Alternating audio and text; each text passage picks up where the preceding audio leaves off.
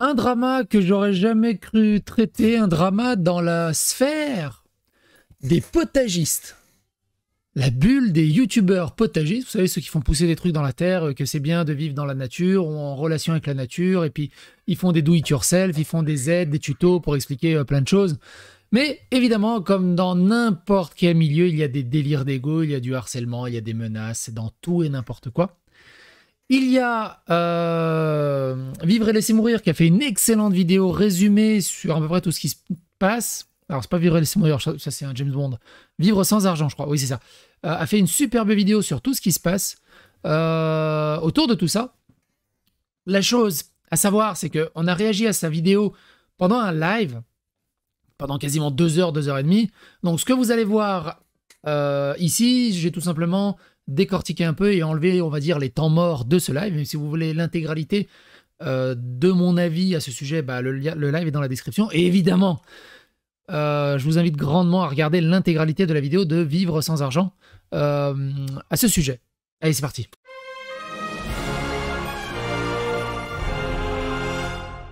Attention, please.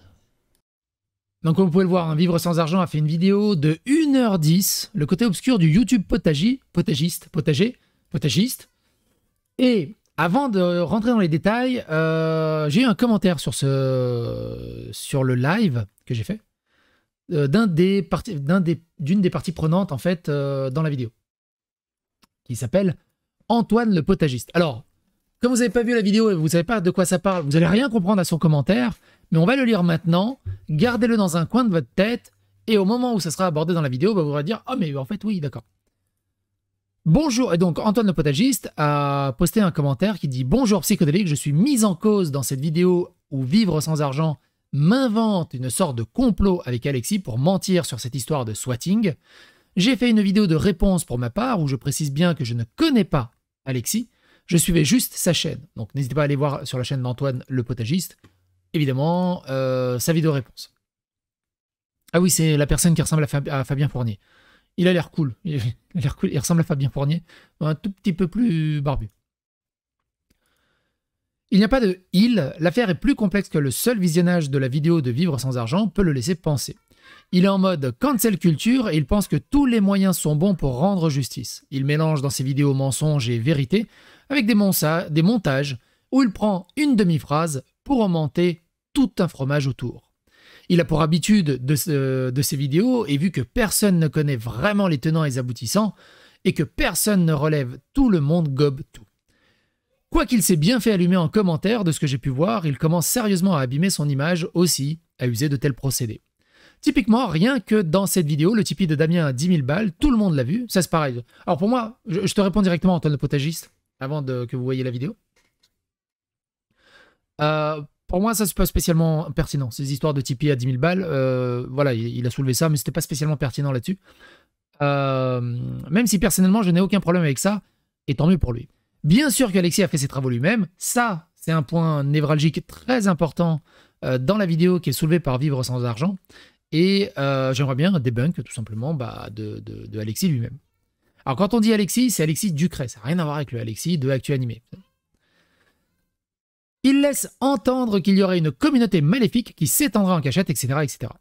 Et c'est ça qui me fait réagir personnellement. Et si tu veux tout savoir de cette histoire, tu en as pour des heures d'historique à visionner. Clairement, Alexis n'est pas une noix blanche et il a fait de la merde. Ça, c'est bien de le reconnaître.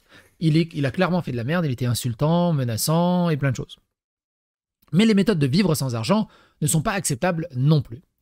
Histoire d'avoir un point de vue neutre, tu peux aussi aller jeter un œil à la vidéo de Vénus, alias la fille à la yourte qui boit de l'eau de pluie, qui s'appelle « Drama entre projet liberté, Vivre sans argent, l'archipel, vivre en forêt ».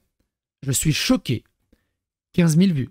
Donc ce que je vais faire, c'est toutes ces vidéos-là, je vous les mets dans la description de cette vidéo pour que vous les regardiez vous-même. Et en même temps, moi, je vais les regarder dès que j'ai un petit moment là-dessus, promis. Et perso, je n'aspire qu'à sortir de ces polémiques à la con dans lesquelles je n'aurais jamais dû rentrer. C'est très très chiant quand t'es dans des polémiques à la con. On est d'accord. Surtout que, au final, toi, du coup, Antoine potagiste, tu fais pas grand-chose en fait dans toute cette polémique, hein, dans tout ce qu'a soulevé Vivre sans argent. Il a récupéré juste 2-3 passages de toi, mais il n'y a rien de spécialement pertinent ou qui t'incrimine ou qui te... Mais je peux comprendre ton inquiétude, évidemment, surtout que vous faites pousser des légumes dans la terre. Bref, quoi qu'il en soit, bon courage à vous, bon courage aux autres de ce YouTube Game potagiste. N'hésitez pas à suivre la vidéo, tous les liens sont dans la description. Et en avant Guingamp. Je ne sais pas pourquoi. Bref, vous allez voir.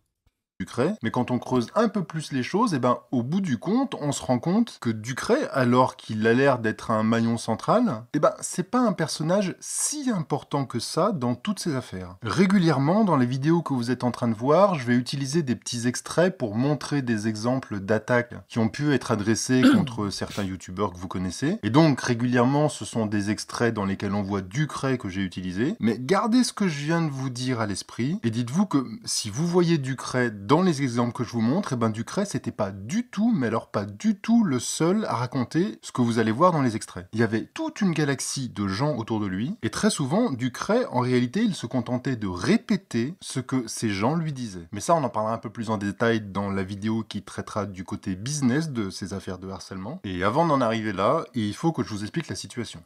Je vais essayer de vous faire un historique de ce qui se passe depuis plusieurs années pour que vous compreniez de quoi au juste on est en train de parler. Je précise tout de suite qu'on n'est pas en train de parler d'une personne en particulier, hein. On n'est pas en train de parler d'Alexis Ducret ou d'Antoine Mallard. On est en train de parler d'un vrai groupe de personnes qui échangent et se coordonnent entre elles en privé, mais qu'ils font aussi en public, c'est-à-dire qui publiquement se disent les unes aux autres qui elles vont attaquer. Alors c'est un sujet dont la plupart des youtubeurs ne parlent pas, c'est-à-dire il y a vraiment un énorme tabou là-dessus. Il y a beaucoup de youtubeurs qui ont déposé des plaintes, des plaintes au pénal. Il y a vraiment une nouvelle méta de ces vidéastes qui déposent plainte un peu partout. Et vous n'êtes pas au courant parce qu'ils ne l'ont pas dit. Ils n'ont pas fait de vidéo pour dire qu'ils déposaient plainte. Ils ont même pas parlé du sujet. Mais il y a des plaintes, il y a des procès en cours. Voilà, la plainte, je vous explique aussi. Hein, c'est parce que ça a fait souffrir ma famille, hein, mes enfants. C'est dire sur Internet, hein, sur YouTube. Mes enfants, j'en ai 5. Mon mari. Et il y a en réalité qu'un nombre extrêmement restreint de youtubeurs qui ont parlé de la situation à leurs abonnés. Alors je suis pas au courant de tout, je suis pas tout le monde sur YouTube, mais parmi les chaînes auxquelles je suis abonné, il y en a que 3 qui ont abordé le sujet, alors qu'il y en a plus d'une vingtaine qui ont été victimes. C'est Damien Descartes de la chaîne Permaculture, Agroécologie, etc. Alexis Bruce de la chaîne éponyme, et Alexis Colezard de la chaîne Actu Animé. Moi, il y a des gens qui racontent des mensonges sur mon compte, qui font de la diffamation, qui m'insultent, qui me harcèlent. C'est Et du coup, l'actu animé fait partie des potagistes. cette quantité-là que moi je prends.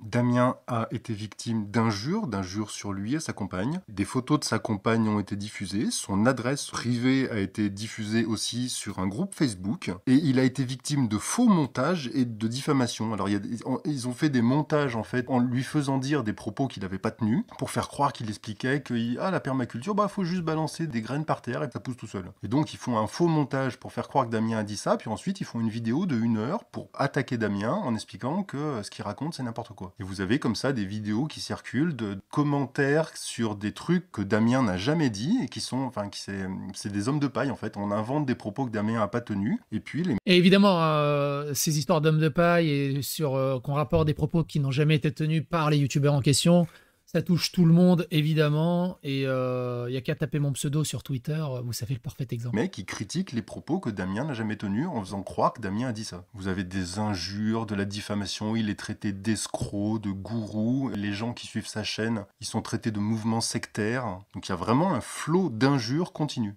Et donc, pourquoi ce livre est une merde? Parce que, justement, alors je vais pas, vous savez de toute façon ce que je pense de cette chaîne, de son gourou et du bouquin. Quand vous avez été bien groutisé en fait par toutes ces vidéos. Ouais, même dans ce domaine, les gens sont toxiques. C'est ça qui est fou. N'importe quel secteur, tu retrouves les mêmes archétypes de personnes toxiques. Moi, à un moment, je me suis retrouvé dans un groupe de fans de Jean-Jacques Goldman. Même dedans, tu retrouves des mecs, des trucs hyper toxiques. Ils s'harcèlent, ils s'insultent et tout sur des musiques de Jean-Jacques Goldman. Parce que l'autre est meilleur, parce que l'autre est pas bien, parce que c'est pas Johnny Hallyday, parce que... Tous. En fait, c'est la nature humaine, malheureusement. Donc, qu'est-ce qu'il disait? De son gourou et du bouquin. Quand vous avez été bien groutisé en fait par toutes ces vidéos, on en reparlera. On parlera un petit peu du fond, de sa philosophie, etc. Et moi, je trouve que Damien colle particulièrement en fait à cette définition qu'est le gourou. Attends, c'est hallucinant. C'est hallucinant. C'est vraiment une secte, leur truc. T'as envie de pisser de l'acide dessus, quoi. T'as envie de tuer un alien dessus, tu sais, que ça fond, tu sais. Ah, vraiment, je te jure, quoi. C'est Alexis Bruce, alors lui, mais alors rien à voir avec le potager pour le coup. C'est pas du tout une chaîne de potagisme. Moi, c'est une chaîne que je classerais dans la catégorie bushcraft. Pour moi, c'est une chaîne bushcraft de techniques un peu primitives où on va, tu vois, il va plus montrer des trucs de tir à l'arc ou d'arbalète, j'imagine, que comment utiliser un AR-15 par exemple. Je le vois plus montrer des choses un peu sur comment on fait du feu, des trucs comme ça. Rien à voir avec le potager, et pourtant, la même bande, les mêmes personnes lui sont tombées dessus. Alors pareil, avec des injures, avec des accusations. Alors du coup, c'est quoi? C'est projet autonomie. Heureusement que le matin, ta caméra est déjà dehors pour allumer la poêle, sinon tu aurais encore eu plus froid. À moins qu'attends, non, ne me dis pas que c'est de la mise en scène, comme celle que tu te filmes à ton soi-disant réveil. Et c'est pas bien de faire un peu de mise en scène pour avoir un narratif un peu plus swingant sur une vidéo un peu plus dynamisée? Projet d'autonomie, exercice physique et musculature, regarde mon corps comme il est beau, don't touch my tralala. Bon, sinon, si tu allais à fond sur le projet d'autonomie, crois-moi, t'as pas de l'énergie à gaspiller comme cela et la musculature travaille déjà assez bien toute la journée. Laver ses vêtements, on se déplace pour laver une seule chemise. C'est vraiment qu'on en a rien à foutre, le temps est précieux en autonomie. Alors, le temps est précieux en autonomie, mais il a le temps de pondre des pavés de fou furieux pour aller critiquer le fait qu'il va laver sa chemise. Ermite, mais dis-moi, ta viande et tes oignons, ils ont poussé dans la forêt ou sur l'étal d'un supermarché? J'ai bien mon idée. À moins que ce soit sponsorisé, ça aussi. Donc on lui reproche aussi qu'il ait de la viande et que... Voilà. En gros, c'est que... J'imagine que dans l'idée le jardin des choux, la maraîcher permaculture, c'est qu'il ne supporte pas qu'il joue les YouTube potagers, mais au final, il achète encore beaucoup dans la société des choses. J'imagine que c'est ça l'idée. Et sinon, l'appart en ville, quand tu n'es pas sur ton camp de tournage, c'est sponsor aussi? Bon, assez énervé. Alexis, pourquoi ne pas faire de vidéos sans script ou mise en scène, comme le matin quand tu te réveilles, style la cam est allumée? Alors ça, c'est très très intéressant. Alexis Colezard de l'Actu Animé, alors lui, il a eu droit à la totale, hein, c'est-à-dire qu'ils ont localisé son adresse, ils ont repéré son adresse, son vrai nom. Alors Alexis de l'Actu Animé, il y a eu tout un arc narratif de drama suite à sa campagne de participation, mais au-delà de ça, il y avait déjà eu énormément de drama au milieu du YouTube potager.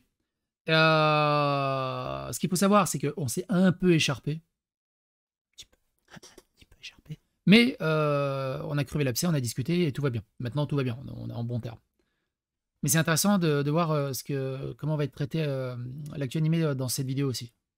Puis ils ont enquêté sur sa vie privée pour savoir quelle était sa famille, est-ce qu'il était en couple, est-ce qu'il avait des frères, des sœurs. Et donc ils ont découvert qu'il était en couple avec une femme dont ils ont rendu public l'identité, pas seulement son pseudo sur internet, hein, ils ont rendu public son vrai nom avec sa vraie adresse. Et la nana, elle a quand même reçu des menaces de viol. Mais ils se sont pas arrêtés là, hein, et on va voir que c'est un truc qu'ils aiment bien. C'est ouf, hein, pour juste parce qu'il faut pousser des patates. Je résume le potagiste, évidemment, ils ne font pas pousser que des patates. Mais c'est pour rendre les choses, encore plus ridicule. On s'attaque à des gens qui font pousser des trucs dans la terre. Juste parce qu'ils ne les font pas pousser de la bonne façon de comment l'autre il a envie qu'il les fasse pousser. L'idée, c'est ça. Hein.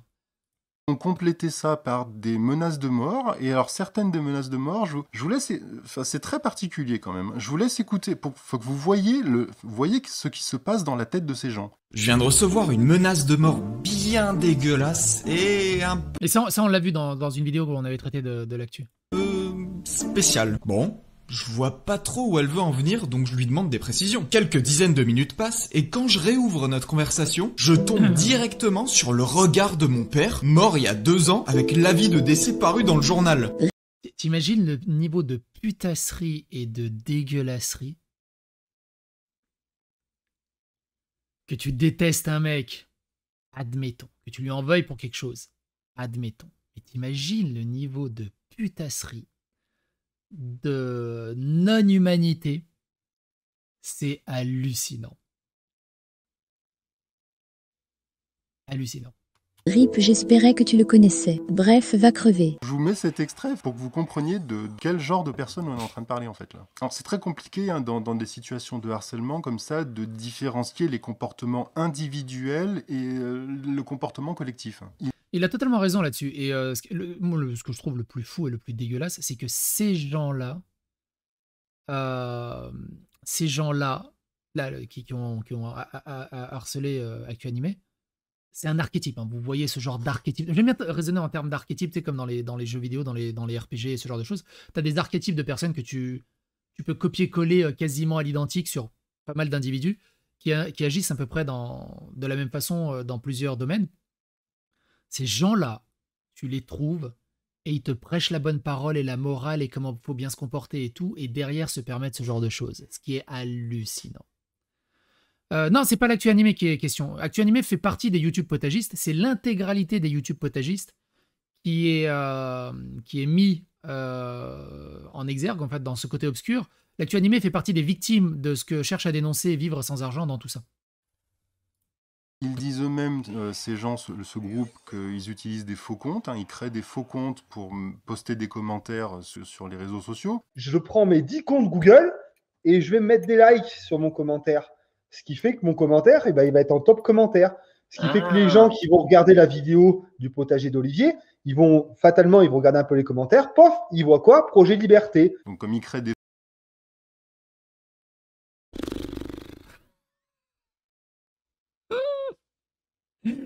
Ça me rappelle les tout débuts de YouTube, genre 2009-2010, quand il y a eu les tout premiers vidéastes jeux vidéo qui se ramènent.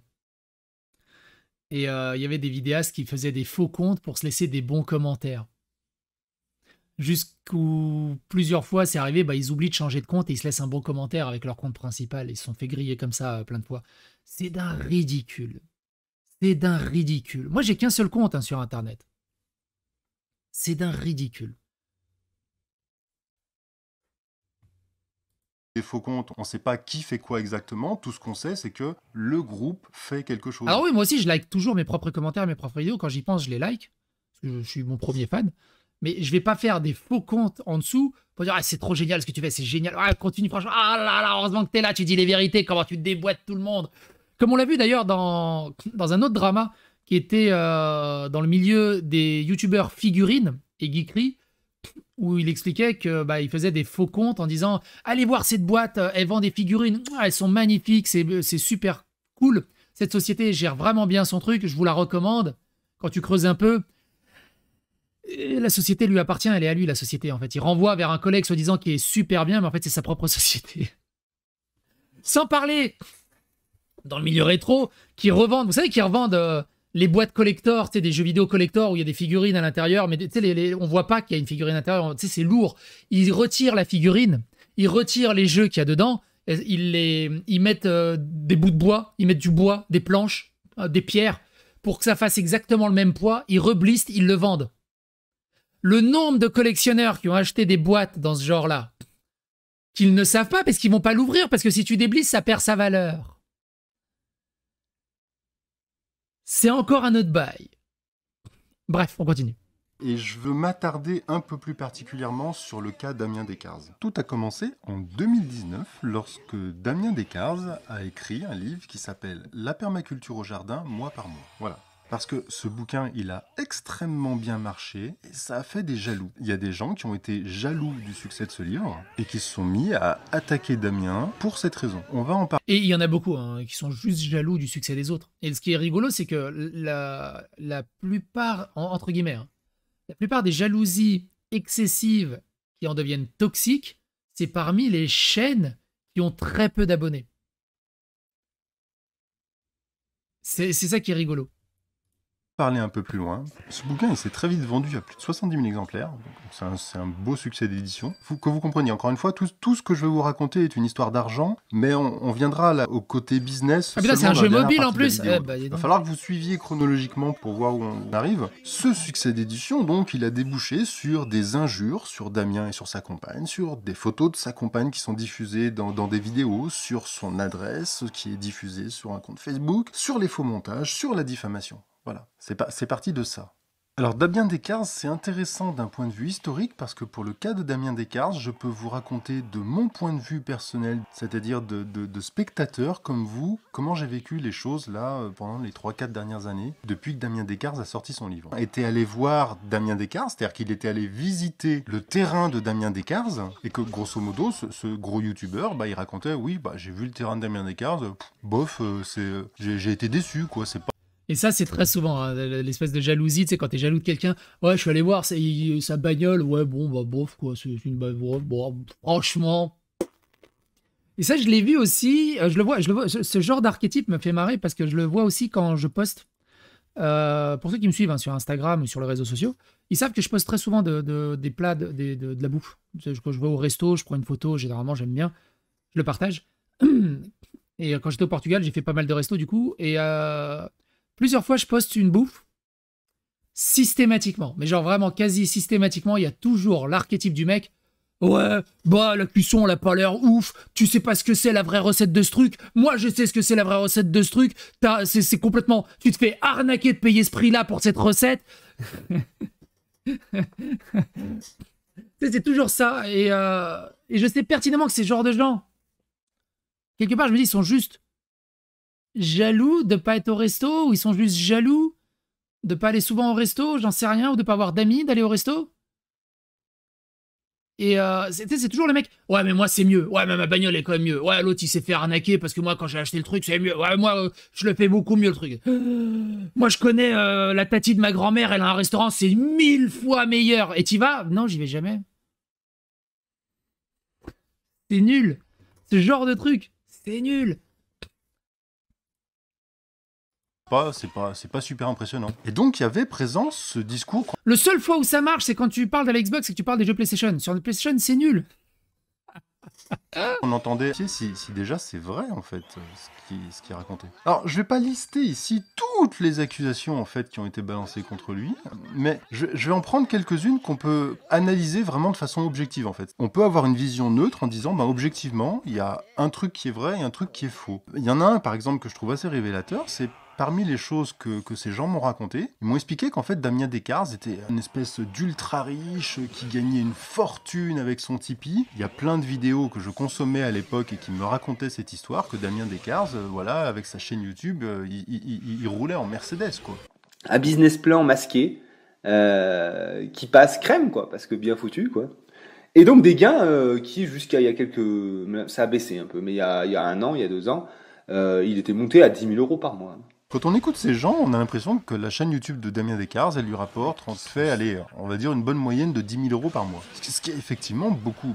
C'est pas mal hein, pour faire pousser des patates, je t'avouerai, c'est pas mal, hein. Je vais peut-être m'y mettre. D'argent, hein, je suis d'accord, 10 000 €, c'est beaucoup. Mais est-ce que c'est vrai? Est-ce qu'il gagne vraiment cette somme? Juste sur sa chaîne YouTube, hein, parce qu'après il a d'autres activités, Damien il écrit des livres, il fait des formations, donc sur les autres trucs il a d'autres revenus, mais là on parle spécifiquement de la chaîne YouTube. Est-ce qu'il gagne vraiment 10 000 € par mois avec sa chaîne YouTube, ce gars, alors que c'est la plus grosse chaîne de potager en France, hein. La chaîne de Damien, c'est lui qui a le plus d'abonnés, c'est le... Alors attends, c'est quoi? C'est Damien Potager? Attends, on va aller regarder ses stats vite fait. Qu'est-ce qu'il appelle la plus grosse chaîne de France? Damien Potager? C'est lui? Permaculture Agro... Ah oui, il a 430 000 abonnés. Salut, aujourd'hui on se retrouve pour cette nouvelle...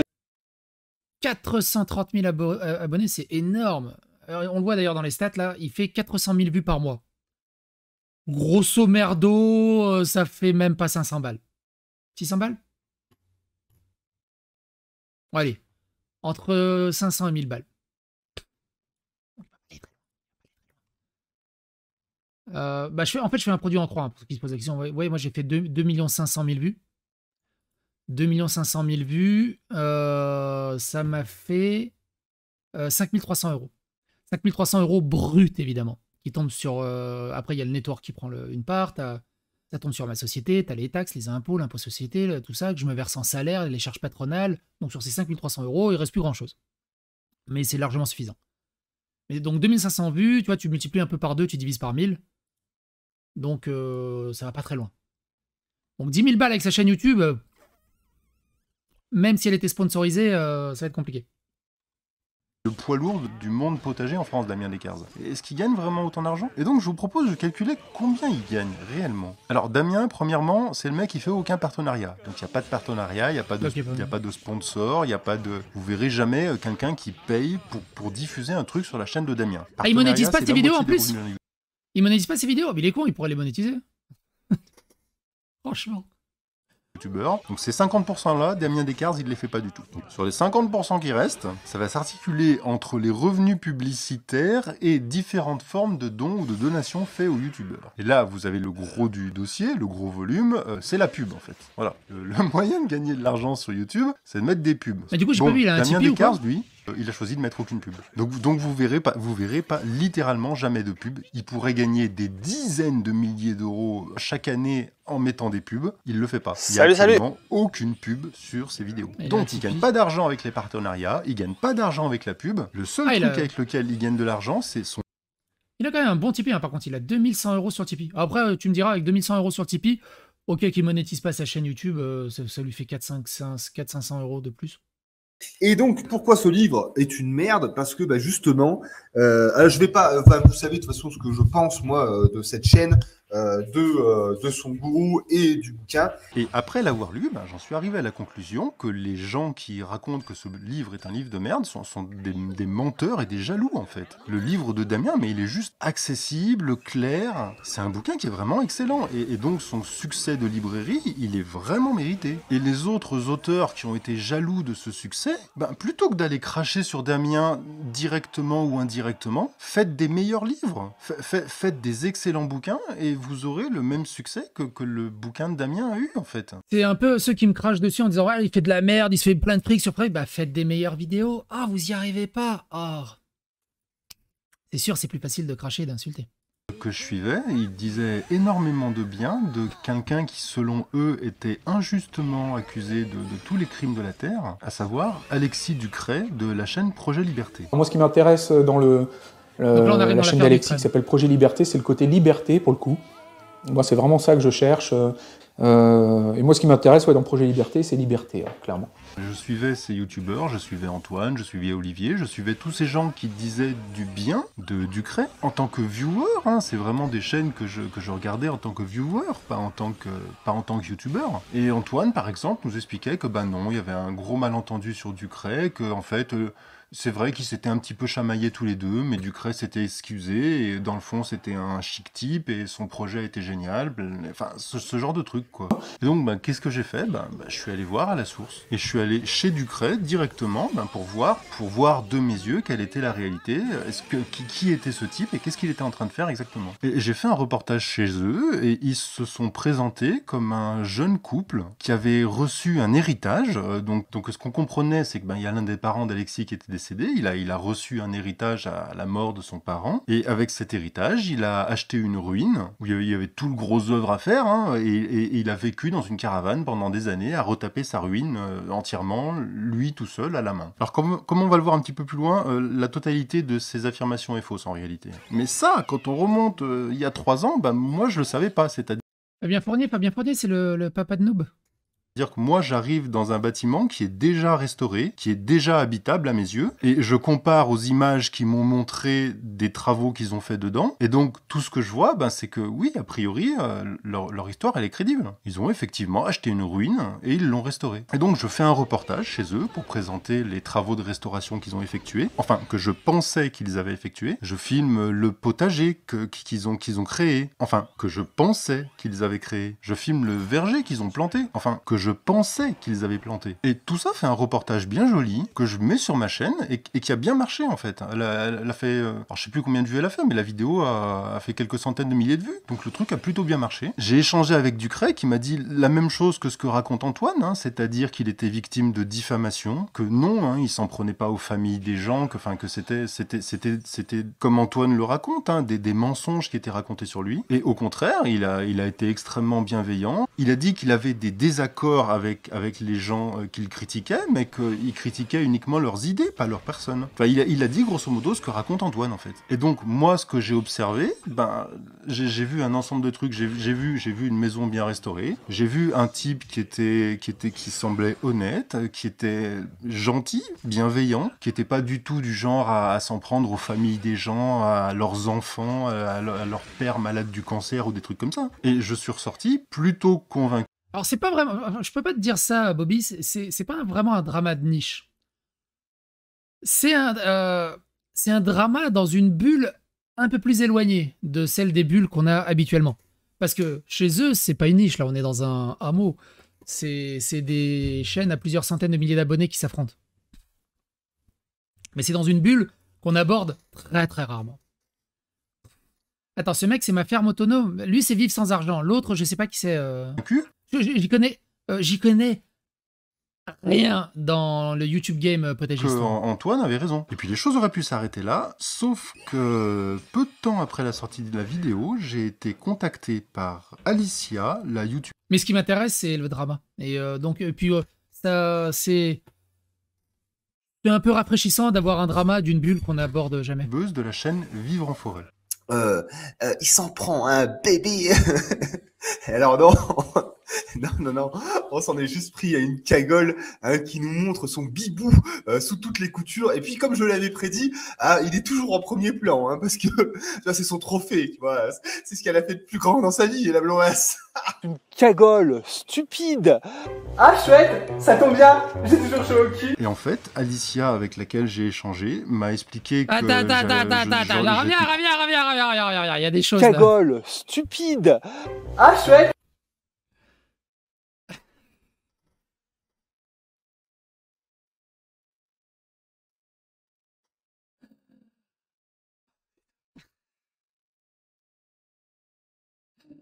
Je vais le garder pour la miniature.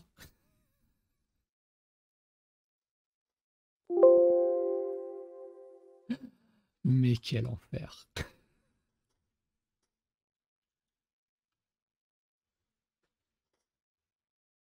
Plus grand dans sa vie, la blondasse. Une cagole stupide. Ah chouette, ça tombe bien, j'ai toujours chaud au cul. Et en fait, Alicia, avec laquelle j'ai échangé, m'a expliqué que j'étais complètement berné, que Ducret n'était pas du tout ce genre de personnage, qu'il y avait un autre Ducret qui faisait du harcèlement, qui faisait des injures, qui menaçait les gens. Vraiment un personnage qui n'était pas le personnage que j'ai vu. Ouh, je suis en train de combattre avec le deuxième moi là. Attends, c'est à moi de venir. Le gentil Alexis. Ting. Salut mes petits lapins. Et que tous les youtubeurs et youtubeuses que je suivais à l'époque, Antoine, Olivier, Maude, présentaient comme un type bien en fait, en expliquant tous la même chose. Gros Bill, t'as très bien résumé, il met beaucoup de volonté pour humilier quelqu'un. C'était qu'ils avaient eu des conflits avec lui par le passé, mais qu'il s'était excusé, et qu'après s'être excusé, ils ont pu échanger avec lui, et qu'en échangeant avec lui, ils s'étaient rendu compte que c'était un type bien. Voilà, Alexis de Projet Liberté. J'ai parlé avec lui, il s'est excusé des vidéos qu'il a pu faire sur moi. À la même époque, je reçois un message en commentaire d'une de mes vidéos qui m'explique grosso modo qu'en fait, tous les postulats que j'avançais moi lorsque je présentais leur chaîne, c'est-à-dire dire qu'ils ont eu un héritage, dire qu'ils ont acheté une ruine, qu'ils ont restauré, qu'ils ont planté un verger, un potager, ce genre de trucs-là, et ben en fait, la totalité de ces informations étaient fausses. Ils n'ont reçu aucun héritage. Ducret a juste une mamie millionnaire qui lui a filé 100 000 €. Mais les parents de Ducret sont toujours vivants, y a pas de souci. Il est juste petit-fils d'un millionnaire, en fait. Et donc, quand il a besoin de pognon, mais non, ses parents sont pas morts, en fait. Il a eu aucun héritage. Alors c'est vrai que son grand-père était mort quelque temps auparavant, avant que Mamie Million lui file 100 000 €, mais c'était pas un héritage, c'est un don, comme la législation française permet le don au sein de la famille, il y a des montants qui sont plafonnés. Je crois que 100 000 € c'était justement le montant, faut vérifier parce que ça a changé récemment il me semble, mais je crois que 100 000 € c'était le montant maximum autorisé pour un don. Mais on s'en fout. Mais c'est pas un héritage. Il parle de quand il a besoin d'argent, dans le respect de la loi, sa grand-mère lui donne les montants autorisés par le législateur. Et puis surtout, le truc qui m'a vraiment marqué, c'est qu'il m'a donné un lien vers une page internet qui montre... Pourquoi moi j'ai pas de famille millionnaire ou de grand-mère ou de cousin machin dans un coin montrait des photos de la maison de Ducret. Mais des photos de Ducret après qu'il ait fini la restauration. Après qu'il ait planté le verger qu'il nous montre dans ses vidéos, après qu'il ait installé le potager. Là, la photo que vous voyez à l'image, là, vous voyez, la restauration est finie, le potager est installé, le jolie, la verger est maison. planté. Et puis sur ce site, on voit aussi les photos de la restauration. Bref, on voit tout le travail que Ducret a fait depuis des années. Sauf que, en fait, le site dont je suis en train de vous parler, c'est un site d'annonce immobilière. Parce que le mec, en fait, ce qu'il m'a envoyé, c'est l'annonce immobilière du truc que Ducret a acheté. Et en fait, ce dont on se rend compte sur le site de l'annonce immobilière, et c'est écrit en toutes lettres, c'est qu'il n'a pas du tout acheté une ruine en fait. Il a acheté un truc qui était déjà fait, dont le gros œuvre était déjà fait, et les photos, et ben en fait c'est les photos qu'on voit sur le site de l'annonce immobilière, et donc c'est les photos qui n'ont pas été effectuées par lui, mais par le mec à qui il a acheté la maison. Ce qui est juste... Allez écouter la vidéo d'interview de Paduring sur ce Alexis, c'est évidemment fait sous le prisme idéologique de Paduring, mais a un apport pour mieux comprendre la situation. Ok, d'accord. En fait, là, ce que je suis en train de vous montrer à l'image, là, en ce moment, c'est la page de l'annonce immobilière en question. Je suis en train de vous montrer les captures d'écran. C'est des images Là, les images que vous êtes en train de voir à l'image, c'est pas des travaux que Ducret a fait. C'est littéralement les travaux que le prédécesseur de Ducret a fait. Le verger que vous êtes en train de voir, c'est pas le verger que Ducret a planté. Le verger, il était déjà là. Ducret, il a acheté un truc qui était tout fait, en fait. Il a jamais fait de gros œuvres, en fait, sur son truc. Oui, il a menti sur les travaux. Le souci qu'il y a derrière ça, c'est le format en fait de cette chaîne. Parce que grosso modo, les chaînes de Ducret, ce sont des chaînes sur lesquelles il y a à peu près 95% de c'est lui Ducret, d'accord. assis derrière une table en train de parler, et 5% de lui dans des formats qu'il appelle des journaux de bord, dans lesquels il se balade autour de sa propriété pour montrer les travaux qui ont été faits par des artisans. Oui, mais du coup, lui, il fait rien en fait. et c'est lui qui domine le game du YouTube, enfin qui veut dominer le game du YouTube potager et qui du coup est jaloux de tout le monde. Donc il va vous montrer, je sais pas moi, son escalier. Enfin, vous avez bien conscience que c'est pas lui qui l'a fait, son escalier. Là, j'ai vu, il a fait des vidéos pour montrer un grand bâtiment en laissant entendre que c'est lui qui l'a fait. Je crois pas une seule seconde que ce mec-là était capable de faire la charpente de ce bâtiment. C'est juste pas possible. Et donc, en fait, le contenu de ces journaux de bord dans lesquels, je sais pas moi, il vous parle de ses escaliers ou de son nouveau bâtiment, c'est un petit-fils de millionnaire qui a acheté une maison de campagne. Ah, en plus, c'est lui qui est le petit-fils de millionnaire. Eh bah, beau gosse, beau gosse, beau gosse. Oh, mais pourquoi? Il y a un archétype de ce genre de personne qui est vraiment hallucinant.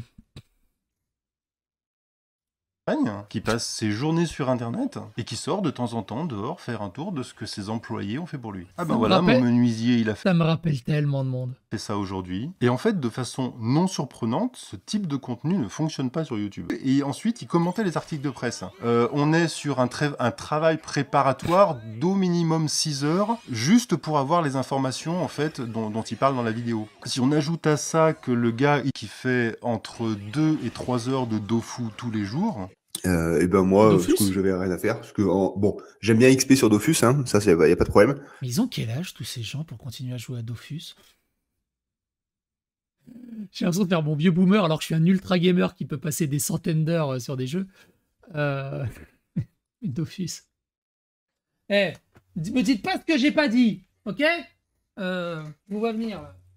J'ai toutes... Là. Attends. Je peux pas les ramasser. Mais j'ai du numéro 1 au numéro 25 du magazine Dofus officiel. J'étais un gros fan de Dofus à l'époque. Mais c'est juste par manque de temps, j'ai plus le temps d'y jouer. Et oui, ça existe toujours, hein, mine de rien. Mais ça, bon, il a son âge aussi. Ouais. Bon, voilà, je m'ennuie quand même un petit peu. Vous savez, j'avais mis à profit ces 2 jours. Comment il peut s'ennuyer à la campagne? Enfin, il y a des patates à faire pousser. Pour devenir un excellent Dofusien hein, sur le serveur annuel. Chose que j'ai plutôt bien réussi à merveille depuis 1 an. Hein, il faut dire que ma team a quand même bien progressé. C'est-à-dire que moi, j'aime bien jouer aussi en ce moment le soir. En fait, il s'ennuie énormément. Il a 5000 balles par mamie. S'il a besoin d'argent, il a toujours mamie. Et du coup, bah, plus besoin de travailler. Et du coup, il s'ennuie beaucoup. Il y a un jeu Dofus. Si je le programme pas, moi le soir je me colle sur Dofus et puis voilà quoi. D'ailleurs j'ai un Dofus turquoise, hein, plus 17, donc voilà. Hein. Je suis un cereal farmer. Hein. Il faut savoir que là en ce moment j'ai attaqué. En plus il est cereal farmer, c'est la chose la plus facile sur Dofus à faire. Moi j'étais boulanger niveau 100, j'avais dominé le game. farm du château Wabbit hein, pour dropper des poils de Wawabit qui me serviront à faire mes caps pour mes personnages. Donc vous voyez, ça aussi, ça fait beaucoup de travail, hein, beaucoup de responsabilités pour Alexis. Voilà. On est sur quelqu'un qui doit passer au moins 8 heures par jour derrière son écran. Il a une vie à travers ses écrans en fait. Et à l'affaire Ducret elle-même. En janvier 2022, Brian m'a fait parvenir un lien vers une vidéo de Ducret dans laquelle il appelle son audience, et on comprend que c'est pas l'audience de sa chaîne principale, mais l'une des petites audiences dont on a parlé précédemment. Et donc il appelle ce petit groupe à aller flinguer Brian. Et donc du coup, puisque je suis en congé, encore une fois c'est ces deux semaines de janvier, les 2 dernières semaines de janvier où j'étais en congé, j'ai un petit peu de temps devant moi, et donc je me dis, je pense que ce sujet mérite d'être traité en vidéo. Je devrais arriver à finir une vidéo là-dessus pour d'ici la fin février, si je commence là maintenant tout de suite, et que je m'y mets sur ces 2 semaines de janvier. Et je commence à enquêter sur cette affaire, en partant de cette petite base, quoi, de ce truc-là, de cette petite séquence vidéo, et puis en élargissant et en récupérant très vite, parce que quand ils savent que je suis en train de bosser sur cette vidéo, il y a plein de gens qui m'amènent des infos en fait, et donc je commence comme ça à amasser une bonne grosse dose d'informations, pas tant parce que je vais les chercher, mais parce que des gens me les apportent, et il y a quelqu'un qui finit par me dire, non mais attends, là t'es pas allé au bout du truc, là. T'as vu un premier cercle, hein, t'as vu le premier cercle de sa grosse chaîne YouTube, là, qui maintenant doit avoir... il a vu son premier gros cercle autour de 20 000 abonnés. T'as vu le deuxième cercle, sa plus petite chaîne YouTube qui doit avoir 2-3 000 abonnés. T'as vu qu'il y avait un troisième cercle où ils étaient juste quelques centaines. Mais en fait, ça s'arrête pas là. Il y a encore un groupe plus restreint de moins d'une centaine de personnes. Actuellement, ils doivent être 40, peut-être 50 maximum. Et au sein duquel il échange des trucs encore plus violents. Et il m'a envoyé des images, mais juste hallucinante, avec des trucs qui, de façon évidente, semblent tomber sous le coup de la loi. Une vidéo de mise à mort d'un animal sur lequel on tape dessus comme ça jusqu'à ce qu'il crève en lui disant « Ouais, Brian ». Puis ensuite, on brandit son cadavre. Enfin, le truc est juste édifiant, en fait. C'est effroyable. Ce genre de personne, c'est juste effroyable. Et le pire, c'est qu'il y a beaucoup de gens qui donnent une espèce de morale de droiture, de trucs, de machin, et se permettent sur des Discord privés, en vocal, dans des groupes privés, des dégueulasseries monumentales. C'est un truc de fou. En essayant de montrer patte blanche face aux autres et en critiquant des gens qui n'ont pas grand-chose à se reprocher, au final, genre comme si c'était des antéchrists. Ce qui est un truc de fou. On se dit, mais qu'est-ce qui se passe dans la tête de quelqu'un qui fait un truc comme ça? Et il me dit, ouais, voilà, le truc qu'il faut vraiment comprendre, c'est ce 4e cercle. Si tu veux vraiment comprendre ce qui est en train de se passer, c'est là que tu dois trouver des infos. Depuis le début de la vidéo, j'essaie de vous donner des éléments chronologiques pour que vous compreniez où je veux en venir, parce que j'en suis pas encore arrivé au final. Là, encore une fois, le final, c'est une histoire d'argent. Mais je vous donne les éléments comme ça, sous cette forme chronologique, pour que vous compreniez le cheminement par lequel moi je suis passé, en fait. Parce que d'un côté, j'avais beaucoup plus d'infos que vous, parce que tous ces youtubeurs, je discute régulièrement avec eux, mais d'un autre côté, j'étais un spectateur comme vous. Et donc, il y a une partie d'influence que j'ai subie de la même manière que certains d'entre vous l'ont subi probablement. Et c'est pour ça que je trouve ça intéressant de raconter les choses sous cet aspect chronologique. Alors, ce qui s'est passé après ce live dans lequel Ducret appelle à flinguer Brian, c'est que, comme vous vous en doutez, il y a eu un dépôt de plainte, puis il y a eu toute une enquête qui a démarré de la gendarmerie, du parquet. Et donc, du coup, comme il y avait une enquête, comme il y avait une procédure judiciaire en cours, aucun d'entre nous n'a communiqué sur cette affaire, on n'a rien dit sur cette affaire depuis, je sais pas depuis quand date de dépôt de plainte, mais depuis un peu plus d'1 an, quoi. Et pour vous montrer le niveau de malhonnêteté, le mec va même jusqu'à sous-entendre que ce serait parce que Brian est jaloux de lui et le perçoit comme un concurrent. Je peux peut-être me voir comme une compétition, une certaine forme de compétition parce que je fais également des reportages. Puis peut-être qu'on aura la chance de voir Brian débarquer ici au Québec pour faire des reportages sur des fermes québécoises, tout en niant le travail que je fais présentement ici. Alors, je me connecte sur la première page, sur la page d'accueil de ta chaîne. Je vois que tu as 5,65 abonnés. Ça fait combien ça? Ça fait 5650 abonnés. Tu as 5650 abonnés. 457 vidéos, c'est énorme. T'as fait 457 vidéos. Et je vois que tes dernières vidéos font 243 vues, 598 vues, 690 vues et 258 vues. Objectivement, très sincèrement, c'est un argument fallacieux. Tu sais que c'est fallacieux et malhonnête que de dire que Brian a peur de toi parce que tu fais 243 vues, 598 vues, 690 vues et 258 vues. Tu le sais que Alors, c'est méchant. Malheureusement, c'est vrai. Mais c'est méchant. c'est malhonnête quand tu dis ça. Tu le sais pour 2 raisons. D'abord parce que tu Extrait de vidéo rassemblant les amis. Ça évolue, quoi. Et d'ailleurs, ça a évolué puisque il est aujourd'hui en couple avec une femme qui a 3 enfants.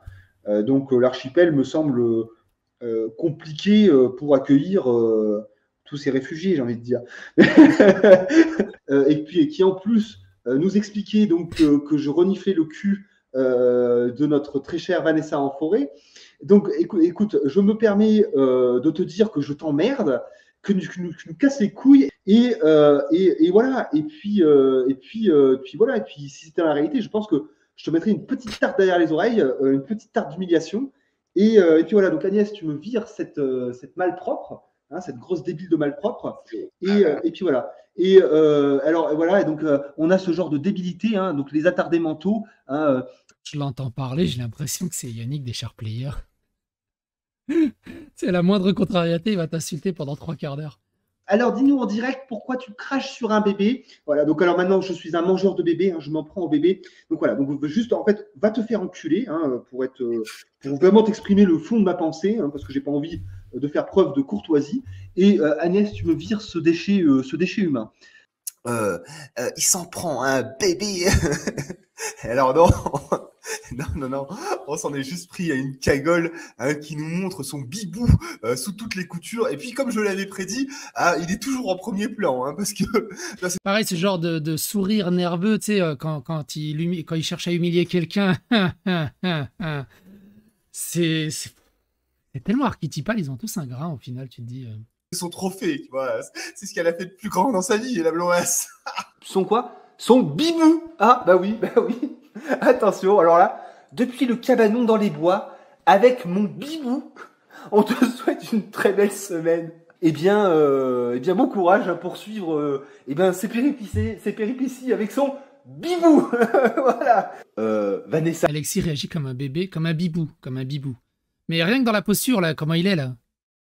On dirait un archétype dans un film français où il joue un rôle un peu neuneux. Ouais, bah si il est petit-fils de millionnaire et qu'il a toujours été un peu couvé, il est un peu, je pense, hein, c'est mon opinion, mon ressenti, qu'il est dans un travers d'enfant roi, en fait. Ça. Et à qui on n'a jamais dit vraiment non. Va se faire tatouer le prénom de Bibou sur l'avant-bras, en écriture calligraphie effilée. Voilà, je prends le pari avec vous. Soit c'est elle, soit c'est son copain d'Erfi, mais je prédis la petite écriture Kenzo, parce que c'est le prénom, hein, Kenzo. Bah, c'est pas Kevin, c'est Kenzo, c'est pas loin. donc je pense qu'on va avoir un droit à un petit Kenzo bien effilé comme ça, avec le signe de la fille. Pareil. Que t'en veuilles à la mère. Déjà, reste honorable, on va dire, envers la mère. Mais t'attaques pas ces gamins. C'est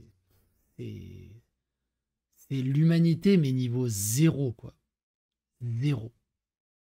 Fini, ou un cœur, ou un papillon, une cagole stupide. Ah chouette, ça tombe bien, j'ai toujours chaud au cul. Alors, c'est là, faut en faire un mème sur Twitter. Alors, dis-nous en direct pourquoi tu craches sur un bébé. Voilà, donc alors maintenant, je suis un mangeur de bébé, hein, je m'en prends au bébé. Donc voilà, donc juste, en fait, va te faire enculer, hein, pour vraiment t'exprimer le fond de ma pensée. Hein, parce que... Donc c'est normal, juste pour des questions juridiques qu'il te bloque, en fait. Et tu le sais. Tu le sais, on sait que tu le sais, et je pense même que les gens de ton audience qui regardent la vidéo savent que tu le sais. De swatting. Et donc, ils ont écrit un scénario en disant, voilà, il y a un swatting qui s'est passé de telle ou telle manière, il y a eu tel enchaînement d'événements. Et ensuite, ils se sont mis à répandre sur tous les réseaux sociaux que Ducret avait été victime de swatting. Projet Liberté. Et après, derrière, lui, il a eu des problèmes. Il y a même quasiment eu du swatting, en fait, chez lui. Alors, vous voyez, hein, c'est y compris des grosses chaînes qui allaient raconter ce genre de trucs. Et donc, la rumeur s'est répandue comme quoi il y avait eu du swatting. Ça a été repris par plein de chaînes, hein, qui ont dit, mais quoi, il y a eu du swatting. Vous avez toute cette communauté communauté, toujours les mêmes, les gens comme Antoine, Maude, du Jardin d'Alekil, qui nous expliquent que Ducret a été victime de swatting. Projet Liberté, et après derrière lui il a eu des problèmes, il y a même quasiment eu du swatting en fait chez lui.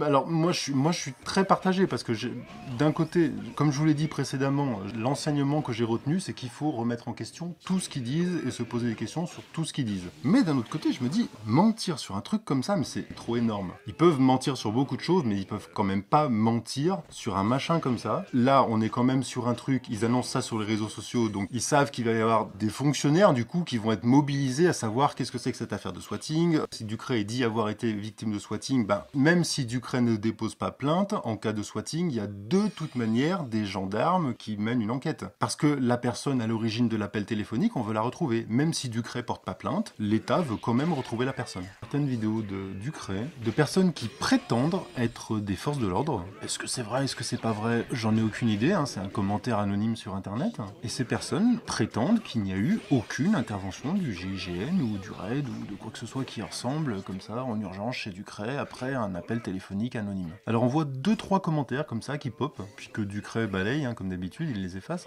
Puis il finit par avouer que non, en fait il n'y a pas réellement eu d'appel téléphonique malveillant, que non, il n'y a pas non plus le RAID ou le GIGN qui est venu chez lui.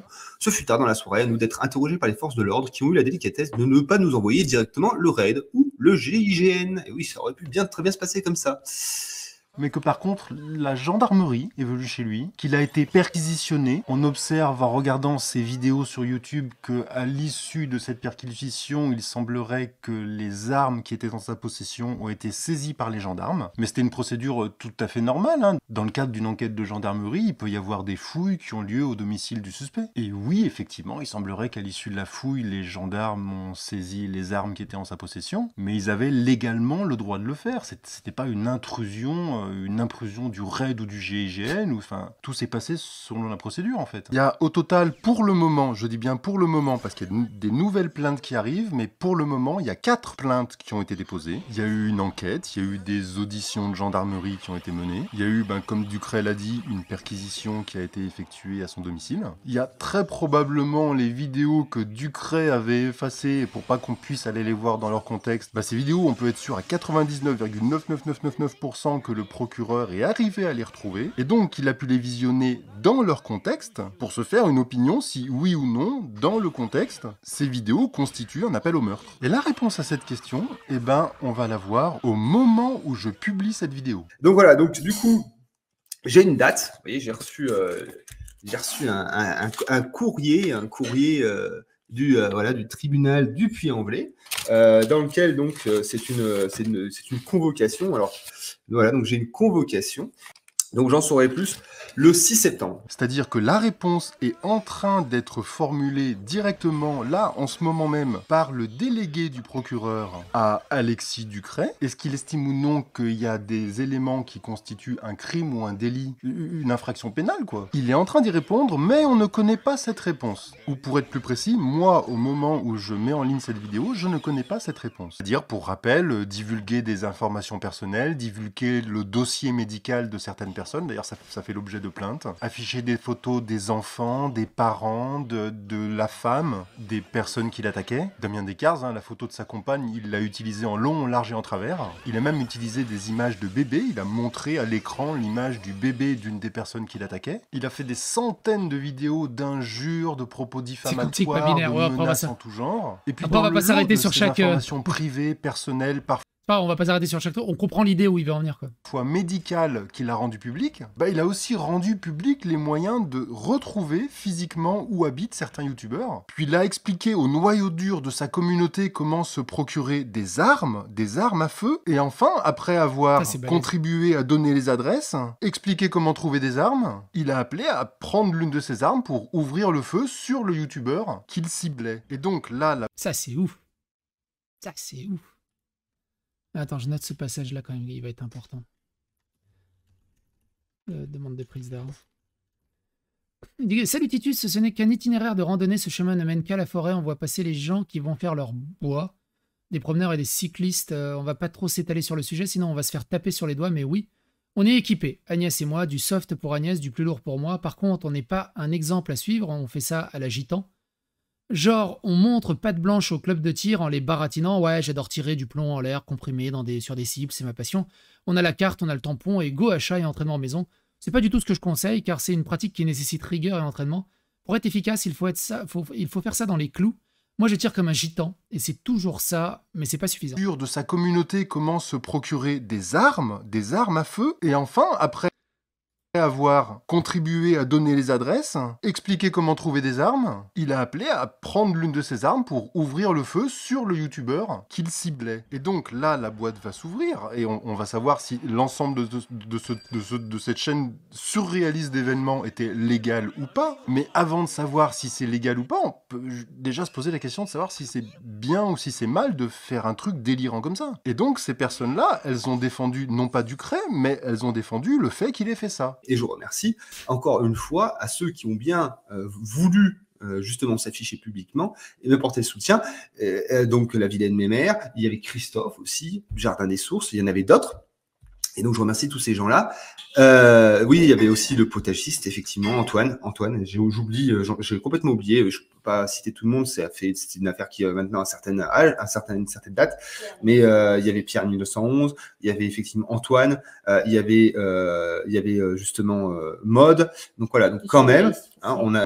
Étape 1, je montre un extrait d'une vidéo que je suis autorisé à montrer par le droit de citation, qui est un droit français, et par la règle du fair use de YouTube. 2. Je mets des liens vers les vidéos en question pour que les gens puissent regarder dans le contexte, si dans le contexte ça veut dire la même chose que ce que vous avez l'impression... Ce que je fais tout le temps.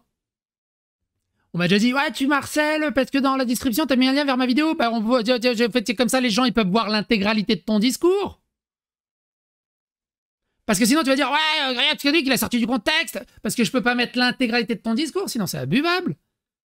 Je mets le passage intéressant, j'essaie de contextualiser au maximum, et j'invite les autres à aller vérifier la contextualisation et regarder l'autre morceau du discours. C'est important. De comprendre en regardant les extraits. 3. Ducret supprime toutes les vidéos et explique que dans le contexte, elles veulent dire autre chose. 4. Et c'est là que vous... Ça, c'est la spécialité du fou allié. Il supprime ses vidéos, il fait « Mais j'ai jamais dit ça !» Et il refait le narratif. C'est pratique. Toute la bande vous intervenez. Vous portez garant du contenu de ces vidéos que l'audience n'a pas vu. Encore une fois, la quasi-totalité des gens là qui sont en train de regarder la présente vidéo, vous n'avez pas vu tout ce contenu, vous ne savez pas ce qu'il y a dedans, mais vous là, toute la bande, vous dites oui, très bien, on peut plus les voir, mais nous on les a vus, et nous on vous donne notre parole que dans le contexte, hein, c'est pas un appel au meurtre. Et on en revient à l'histoire de revenir aux sources. Vraiment, vous allez voir, il y a un certain nombre de points récurrents hein, dans ce dont on va parler dans cette vidéo. On en revient à cette histoire de revenir aux sources, parce que ce que vous êtes en train de dire aux gens, c'est oui, on veut pas vous montrer les sources, mais on vous assure que si vous allez aux sources, si vous allez voir le truc dans le contexte, vous comprendrez quelque chose de différent que ce qui semble évident lorsque vous ne regardez qu'un extrait. Dans un même temps, vous nous empêchez de voir la séquence dans le contexte. Exemple tranchant bien. Il strike ma vidéo, il explique que j'ai dit des dingueries, et que de toute façon, il faut le croire sur parole parce que figure d'autorité. Et que je raconte des conneries, lui, il sait de quoi il parle. Et tout le monde boit son narratif. Et il invite dans sa vidéo, n'allez pas regarder la réponse de Psychodélique. Et vous dites, et c'est un principe récurrent aussi dans votre manière de fonctionner, il y a votre parole qui dit quelque chose, voilà, vous dites, bah nous on l'a vu. Alors que moi je dis, bah allez regarder la source, faites-vous votre propre idée. Comme Vive sans argent. Bah, vous pouvez pas le voir, mais croyez-nous, nous on l'a vu, et faites-nous confiance. En prenant juste un petit cut d'une vidéo beaucoup plus longue qui dit beaucoup plus de choses. Alors voilà, aujourd'hui la boîte a été ouverte et on va savoir si on pouvait vous faire confiance ou si vous avez menti. Et encore une fois, ce qui est intéressant dans cette situation, c'est que le moment où j'enregistre la vidéo, bah, moi-même j'ai pas la réponse à cette question, puisque je ne sais toujours pas si Ducret est coupable ou innocent. Et en tout cas, je serai, je pense, aux yeux de la justice, lavé, on va dire, de toutes ces accusations complètement fictives. Hein, la plupart même c'est toutes les accusations qui étaient formulées à mon encontre sont fausses et qu'il n'aura pas été très difficile en fait de prouver qu'elles le sont. fausses. Alors, je vais rester dans l'historique, hein, puisque je vous ai dit que je vous ferai une vidéo historique qui prendrait les choses de manière chronologique. Moi, je suis à un moment là, chronologiquement, où je ne sais pas si oui ou non, il a renié tout ce qu'il avait dit précédemment et il a fini par reconnaître sa culpabilité. C'est un sujet de discussion entre youtubeurs, entre la plupart des youtubeurs qui ont été harcelés, ceux qui ont déposé plainte, ceux qui n'ont pas déposé plainte. C'est un sujet de discussion plus important qui est le volet business de toutes ces affaires. Et puis d'autre part, dans cette vidéo, je me suis un peu concentré sur Ducret, alors qu'en fait, il y a toute une galaxie de personnes et d'entreprises qui constituent cette communauté. Il y a d'autres procédures que la procédure dont je vous ai parlé dans cette vidéo. Comme je vous l'ai dit au début, il y a un premier jugement qui a été rendu, alors qui concerne pas du tout Ducret, hein, et le prévenu n'a semble-t-il pas fait appel, donc la condamnation est définitive. Puis il y a vraisemblablement d'autres plaintes qui vont être déposées. Mais bon, je le répète encore une fois, le vrai truc intéressant, c'est le volet business. C'est pas tout ce dont on vient de parler jusqu'à maintenant. Et c'est pour ça que j'ai voulu faire ce traitement chronologique des événements, raconter dans quel ordre ils se sont passés, pour que vous compreniez comment j'ai pu moi-même être appelé à changer d'avis sur certains sujets. Le twist final, le changement d'avis final, ayant été de comprendre que non, c'est pas des personnes qui sont en train d'harceler d'autres personnes. Ce sont des entreprises qui sont en train d'attaquer d'autres entreprises ou leurs produits. Et là, pour le coup, c'est pas du tout quelque chose qui concerne le tribunal judiciaire. Là, on est sur des affaires du tribunal de commerce, qui est un... Je voulais terminer cette vidéo en présentant mes excuses publiquement à Alicia de la chaîne Vivre en Forêt. Parce que si vous avez bien noté la chronologie que je vous ai faite tout au long de la vidéo que vous venez de regarder, eh bien il y a un moment où j'aurais pu radicalement tout comprendre si j'avais pris le temps d'écouter ce que la personne m'expliquait et d'aller vérifier par moi-même ce qu'elle racontait. Et ce moment, c'est quand Alicia m'a téléphoné. Parce que à ce moment-là, pendant ce coup de téléphone, en fait, Alicia, elle m'a donné toutes les informations dont j'avais besoin et je l'ai pas écouté en fait. Je l'ai entendu, hein, j'ai entendu quand elle parlait, mais j'ai pas écouté, en prétendant que si vous aviez pu voir les extraits dans leur contexte, vous vous seriez rendu compte tout de suite qu'il est innocent. Ce qu'il n'est plus donc, puisque s'il a reçu un avertissement pénal probatoire, c'est qu'il a préalablement reconnu sa culpabilité. L'épée de Damoclès juridique que constitue le volet probatoire de cet avertissement pénal fait que s'il refait la plus petite chose, n'importe quoi en fait, même un petit truc, et ben il y a la machine administrative du ministère de la Justice qui va lui tomber sur les épaules. Or lui, ce gars, il a pas d'autre contenu en fait. Tout ce qu'il fait, c'est insulter les gens, les menacer, s'en prendre à leur famille, s'en prendre à leurs enfants, s'en prendre à leurs femmes ou à leurs maris, à leurs parents. Et donc s'il peut plus faire tout ça, ben,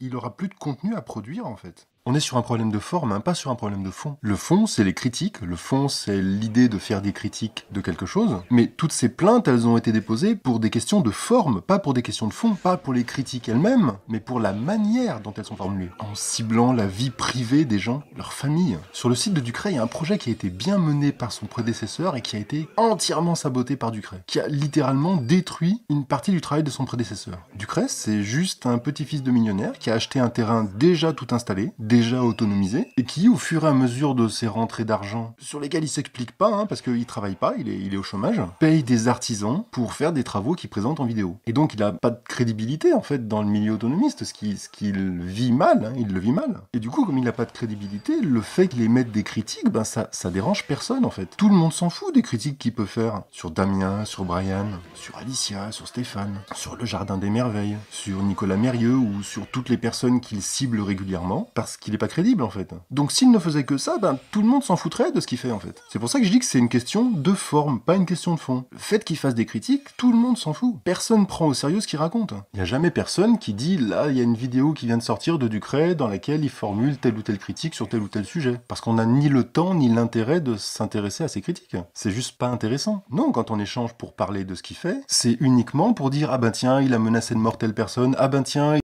il a mis la photo de la copine de telle personne. Ah ben tiens, là il se moque du prénom du bébé de tel autre. Enfin, il n'y a pas d'autre sujet dont ça parle de quoi? Ah non, on est à 3 minutes de la fin, je résume pas.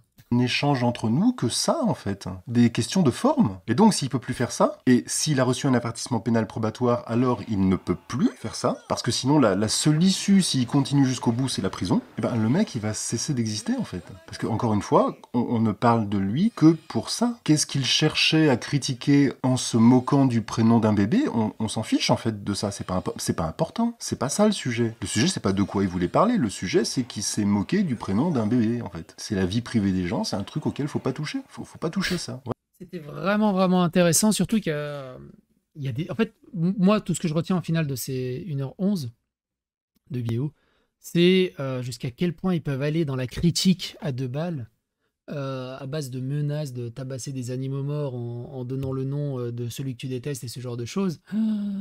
C'est tout ça pour des délires d'ego et des mensonges et de l'ennui, en fait. Les gens s'ennuient. Enfin, pas tous, mais une partie des gens s'ennuient, quoi. Ça reste très intéressant. Ça reste très intéressant.